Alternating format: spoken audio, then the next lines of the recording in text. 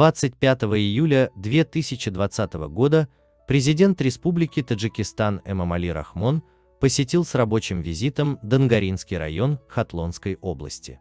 Целью данного визита является ознакомление с ходом сельскохозяйственных работ, уборкой урожая, повторным посевом, выполнением поручений президента Республики Таджикистан по эффективному использованию земель, созданием интенсивных экспортно-ориентированных садов, введением свободных земель в сельскохозяйственное использование, увеличением экспорта и запасов.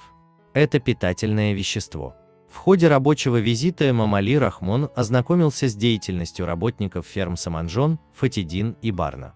Рабочий визит президента страны Эмомали Рахмона начался с фермы Саманджон.